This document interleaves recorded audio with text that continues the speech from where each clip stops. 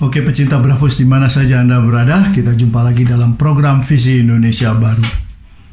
Episode kali ini diambil dari seri diskusi publik yang diselenggarakan oleh LP3IS. Temanya adalah despotisme baru dan kemunduran demokrasi. 3 pengacara ditampilkan dalam episode kali ini.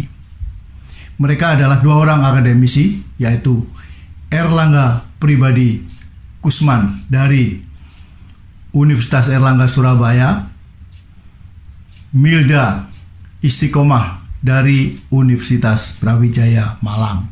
Sedangkan pembicara ketiga adalah Ketua Yayasan Lembaga Bantuan Hukum Indonesia, Asfinawati. Erlangga Pribadi mengungkapkan pelemahan demokrasi di mana penghormatan negara pada kebebasan sipil merosot dalam 3 tahun terakhir.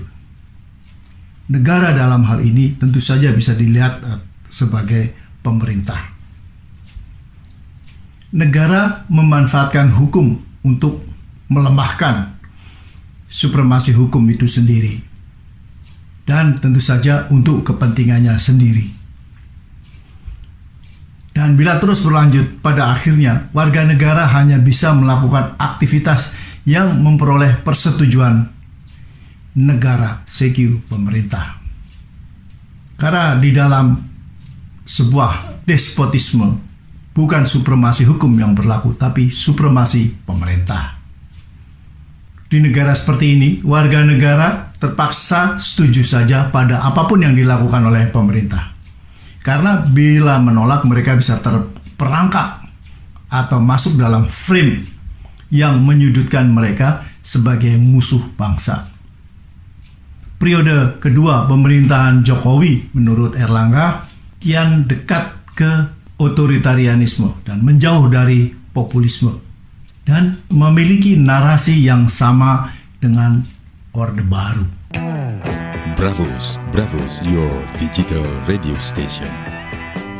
Sebetulnya artikel pendek ini ya, sebetulnya yang nanti akan direncanakan sebagai jurnal, ini berangkat dari refleksi atau pengamatan kami terhadap apa yang terjadi di Indonesia setidaknya selama 3 tahun belakangan ini, dari 2017 sampai 2020, di mana kemudian kalau setidaknya dalam artikel kami kita melakukan penelaahan terhadap beberapa peristiwa-peristiwa politik dan konsekuensinya, misalnya kemudian dengan pembubaran Hizbut Tahrir Indonesia, juga kemudian pelemahan KPK dan perlawanan terhadapnya, juga kemudian perlawanan terhadap Undang-Undang Cipta Kerja, dan yang terakhir juga terkait dengan persoalan pembubaran FPI dan bentrokan dengan kepolisian dan lain sebagainya.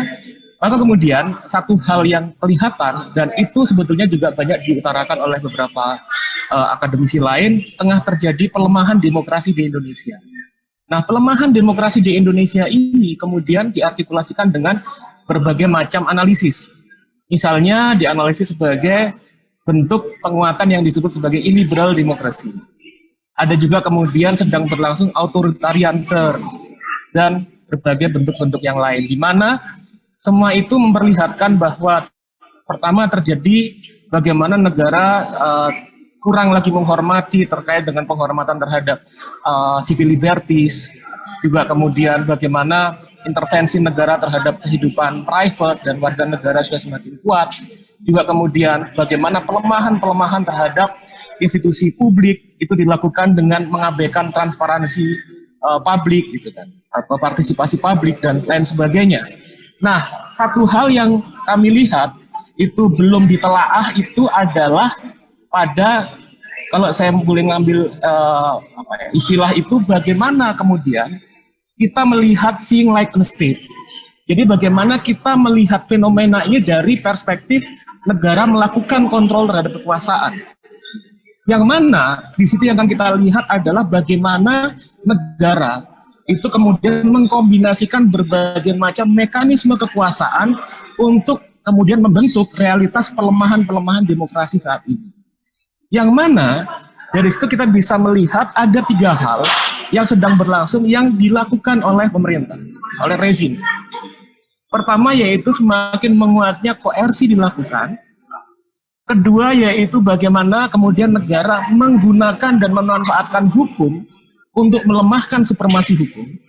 Jadi bukan lagi rule of law, tapi rule through law. Gitu. Ya, bilang. Ketiga, bagaimana kemudian negara melakukan mobilisasi dengan melakukan mobilisasi terhadap misalnya media-media sosial, media online, segala macam, untuk membentuk social consent terhadap tindakan-tindakan yang dilakukan oleh negara tadi. Nah, dari situ kemudian kami pikir yang lebih tepat untuk melihat itu, untuk memperkaya nuansa bagaimana analisis akademik melihat persoalan di Indonesia, maka kemudian kami meminjam analisis yang ditulis oleh akademisi dari City University, John Kane, yaitu New Despotism. Nah, apa yang kemudian membedakan Old Despotism, Classical Despotism, dan New Despotism? Bahwa situasi-situasi tadi, bagaimana kemudian warga negara, kalau disingkatkan, warga negara kemudian hanya bisa melakukan aktivitas-aktivitas selama kemudian mendapatkan persetujuan dari negara. Jadi adanya dominasi dari negara itu yang menjadi sesuatu yang terus diperkuat untuk menjaga dan membatasi aktivitas dari warga negara. Yang mana itu dilakukan dalam tatanan politik demokrasi yang dilakukan melalui mekanisme penguatan elektoral, politik elektoral, perawatan konstituen, dan bahkan itu dilakukan dengan proses-proses konsultasi publik yang berkala. Nah, ini sebetulnya salah satu hal yang sedang kita lihat sedang menjadi suatu hal yang sedang terus berlangsung di Indonesia saat ini seiring dengan pelemahan-pelemahan demokrasi dan politik liberal dalam konteks politik penguatan hak kekeluargaan. Gitu. Nah, hal ini kemudian diutarakan oleh John Kane bahwa apa yang sedang berlangsung di berbagai negara saat ini adalah kemampuan dari rezim untuk memperkuat kapasitas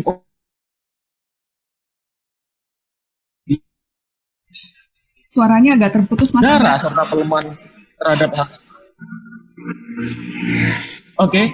Sekarang sudah jelas. Bisa kedengeran suara saya? Sekarang Iya. sudah jelas. Bagaimana kamu? Oke, sudah, sip. Baik, dan bagaimana kemudian itu berlangsung gitu, seiring dengan kapasitas dan kecerdasan rezim untuk melakukan manipulasi dan pembujukan terhadap warganya, sehingga warga negara yang sedang dirampas haknya memberikan persetujuan terhadap tindakan tersebut. Yang itu berlangsung misalnya dengan melakukan framing. Salah satunya misalnya mereka yang melakukan kritik terhadap negara, terhadap rezim, kelompok-kelompok oposisional dibangun, dilemahkan atau dibuat pencitraan framing yang buruk dengan menempatkan mereka sebagai enemy of the nation.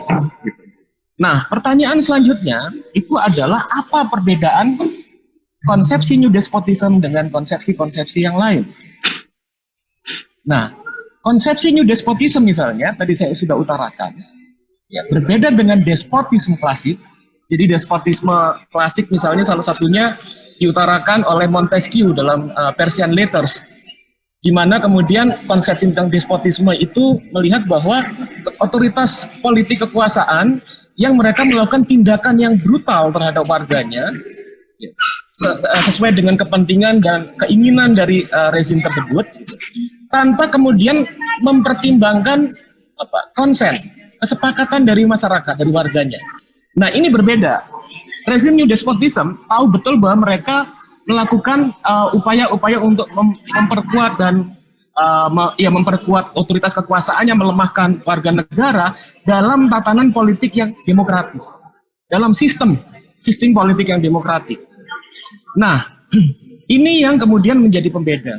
Dan ini juga misalnya berbeda dengan analisis tentang illiberal demokrasi. Dalam konteks illiberal demokrasi, dalam beberapa hal, memang ada kualitas-kualitas yang sejalan dengan apa yang terjadi di New Despotism, yaitu misalnya pelemahan tentang hak asasi manusia, tidak bekerjanya transparansi publik, juga kemudian misalnya juga politik kewargaan itu tidak lagi menjadi sesuatu yang dipertimbangkan oleh state, oleh rezim. Nah, tapi yang membedakan New Despotism ini melihat tentang suatu mekanisme kekuasaan yang mana mereka analisisnya melihat bagaimana kemudian rezim melakukan tindakan-tindakan tersebut. Dan kedua, mereka dalam konteks liberal demokrasi, analisisnya adalah suatu rezim yang gagal melakukan penguatan-penguatan terhadap demokrasi. Nah, new despotism nanti akan saya jelaskan, misalnya seperti diutarakan oleh pemimpin kita, mereka melihat bahwa demokrasi itu sudah irrelevant sebagai suatu konsep yang yang dalam diskursus politik, meskipun tatanannya tetap dipertahankan, gitu. Nah, selanjutnya satu hal lagi misalnya ada istilah yang sekarang ini juga lagi rame, itu populisme. Apa perbedaan despotisme dengan populisme? Nah, kalau populisme itu adalah artikulasi kekuasaan politik yang mana mereka membangun dukungan konstituennya melalui framing tentang pembelahan antara elit dan massa, atau elit dan people, atau elit dan umat, gitu. Dan kemudian membagi bahwa siapa yang dianggap sebagai rakyat yang asli, atau kemudian umat yang genuine, yang sebenarnya, yang murni, gitu, dan siapa yang bukan. Nah, sementara new despotism itu justru berbeda, bahwa mereka tidak membangun pembelahan antara elit dan massa. Mereka menempatkan elit yang kemudian berkuasa itu berada pada top level yang paling tinggi, di mana kemudian warga itu kemudian harus hormat terhadap mereka. Karena elit inilah yang kemudian yang berada pada paling tinggi, yang mampu kemudian merealisasikan apa yang dikehendaki, yang diinginkan oleh rakyat. Itu dalam perspektif elit despot. Nah, kemudian juga mereka ini, despot ini tidak bicara spesifik tentang artikulasi kelompok-kelompok tertentu yang dianggap misalnya sebagai konstituen dalam artian misalnya umat atau rakyat yang asli. Tapi mereka bicara dengan banyak segmen dan kalangan sesuai dengan bagaimana komunikasi dibangun sesuai dengan kelompok-kelompok tersebut. Nah, dalam konteks ini misalnya new despotisme itu kemudian bisa kita lihat ada misalnya rezim yang kemudian mengartikulasikan dalam perkembangan evolusinya menjadi new despot, tapi sebelumnya tetap memiliki background populis seperti di Turki, Tayyip Erdogan. Tapi juga kemudian ada misalnya beberapa negara yang kemudian kepemimpinannya itu membangun kekuasaannya, perkembangan kekuasaannya itu kemudian langsung menjadi new despot tanpa melalui proses fase populisme. Nah, ini yang banyak kemudian disalah mengertikan. Misalnya hal itu misalnya bisa kita lihat dalam Rusia pada era Putin. Putin memang mendukung berbagai rezim populis, tapi formasi kekuasaannya Vladimir Putin di Rusia, dia tidak pernah membangun fondasi populisme. Karena sejak awal dia menempatkan diri sebagai elit politik. Bagaimana dengan Indonesia? Kalau kita lihat pada era awal Presiden Jokowi kemudian naik ke tampuk kekuasaan, Jokowi dan kekuatan politik di sekitarnya membangun narasi tentang populisme, tentang kehendak rakyat yang diartikulasikan dalam dimensi teknokratik, bahwa kemudian berbagai persoalan rakyat tentang ketimpangan, kemiskinan, demokrasi yang kuat itu akan bisa dikerjakan dengan penguatan pelembagaan yang kemudian terkumpul dalam nawacita. Tapi kita lihat dalam perkembangannya, itu kemudian berlangsung terutama sejak awal-awalnya sejak akhir periode pertama, dan semakin kelihatan pada saat ini, dia kemudian tidak lagi mengartikulasikan gagasan-gagasan populismenya dalam pengertian mengartikulasikan kepentingan rakyat, tapi kemudian dia masuk dalam dimensi-dimensi yang lebih cenderung pada konteks new despotisme. Nah, pertanyaan selanjutnya, bagaimana kemudian new despotisme ini dilihat dalam kerangka historis di Indonesia dalam konteks evolusi Indonesia post-otoritarianisme dari 98 sampai saat ini 2020-2021. Nah, kalau kita lihat misalnya sudah banyak misalnya analisis atau yang kemudian dikembangkan oleh guru saya Prof. Fedi Hadis dan Prof. Richard Robinson tentang analisis oligarki kompleks atau political business operation segala macam. Nah, dalam konteks itu Indonesia sebetulnya setelah jatuhnya Orde Baru hanya kemudian melewati euforia demokrasi yang singkat. Kalau misalnya kita cermati, setidaknya hanya pada 2 presidenan narasi tentang demokrasi, hak asasi manusia, dan kemudian transparansi publik itu menjadi narasi hegemonik. Tapi yang kemudian berlangsung setelah 2 kepresidenan, yang kita saksikan adalah kemampuan dari elit aliansi bisnis politik yang mengalami inkubasi politik pada era Soeharto. Mereka bisa survive, mereka kemudian bisa beradaptasi dengan pelembagaan baru, dan mereka kemudian bisa menjadi berkuasa. Nah, sampai kemudian, setidaknya pada era sampai 2017, yang terjadi adalah ketegangan antara kepentingan-kepentingan operasi dari oligarki power, yang mereka kemudian melakukan okupasi atau mengakali inisiatif institutional reform. Jadi institusinya kemudian bekerja pelan-pelan itu dengan inisiatif reformasi, ada KPK, terus kemudian dan lain sebagainya, isu transparansi publik dan lain sebagainya, itu bekerja. Nah, tapi kemudian terutama dalam 3 tahun terakhir ini, nah ini yang disebut sebagai new despotism, dalam konteks tentang bagaimana hukum kemudian dimanfaatkan, diubah, diolah sedemikian rupa untuk melemahkan rule of law. Bahwa oligarki tidak lagi kemudian bekerja memajukan kepentingannya hanya dengan menyiasati regulasi dan hukum, tapi membalikkan hukum tadi sesuai dengan kepentingannya. Mengapa itu terjadi? Karena pertama, meskipun rezim oligarki atau kekuatan faksi-faksi oligarki masih bisa bekerja dalam konteks inisiatif reform yang berkembang, tapi kemudian berbagai macam regulasi-regulasi yang kemudian sejalan dengan inisiatif governance itu dianggap seperti kerikil di sepatu beli mereka. Jadi tetap mengganggu, meskipun yang dominan yang berkuasa itu adalah faksi oligarki, tetap mengganggu. Contohnya misalnya, setidaknya ada 300 kepala daerah yang diseret kemudian ke pengadilan karena kasus korupsi oleh KPK dan lain sebagainya. Artinya ada proses pelemahan-pelemahan yang membuat bahwa operasi untuk menjinakkan atau memanfaatkan institusi ini kepentingan mereka itu mendapatkan hambatan-hambatan. Nah, yang kemudian yang kami agak kaget itu adalah ketika kemudian saya sempat melihat ada pernyataan Presiden Jokowi tahun 2017 ketika dia mengutarakan bahwa, saya juga agak kaget, dia bilang demokrasi ini kebablasan. Nah, karena demokrasinya kebablasan, maka kemudian ini akan bisa menjadi ruang bagi munculnya ideologi-ideologi asing, dia bilang seperti itu.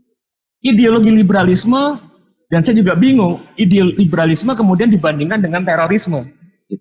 Itu presiden kita yang terhormat bicara seperti itu. Nah, selanjutnya, kemudian Presiden bilang bahwa yang penting sekarang itu adalah pertumbuhan ekonomi. Karena dengan pertumbuhan ekonomi dan kemudian menyelesaikan problem demokrasi kebablasan, maka kemudian rakyat sejahtera. Yang sebetulnya ini kalau kita ingat-ingat itu adalah narasi Orde Baru sebetulnya. Nah, saya pikir dari orasi seperti itu kemudian selanjutnya kita bisa menyaksikan berbagai macam misalnya pembubaran HTI, menjadikan Islam radikal dalam tanda petik itu sebagai framing tentang enemy of the nation. Nanti Mbak Milda bisa bicara tentang hal itu yang sejalan dengan isu terorisme.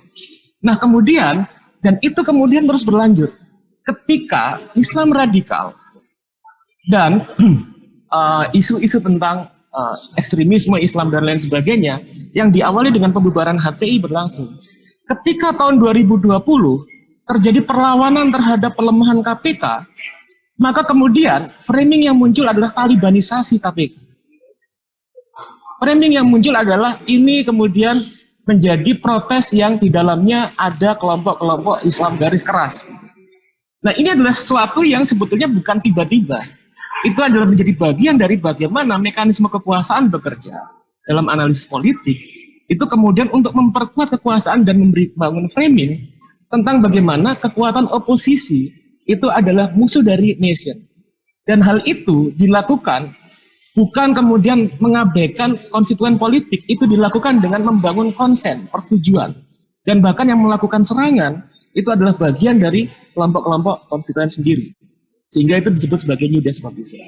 Hal yang lain misalnya, kalau tadi dihubungkan dengan misalnya introduction dari Mas Wija, itu bisa kita lihat tentang bagaimana Undang-Undang Cipta Kerja dalam klaster tentang lingkungan hidup. Di mana kemudian auxiliary body terkait dengan komisi yang memantau bagaimana partisipasi publik untuk kemudian mengawasi dan mengawasi tentang problem-problem lingkungan hidup, tentang bagaimana kemudian eksplorasi lingkungan hidup itu berlangsung, itu kemudian dilemahkan dan dibuat menjadi lebih sentralistik, kemudian melalui kontrol dari pusat pemerintahan. Yang mana semua itu sebetulnya berjalan gitu, dengan menunjukkan bagaimana eksekutif masuk lebih maju dalam membangun otoritas kekuasaannya.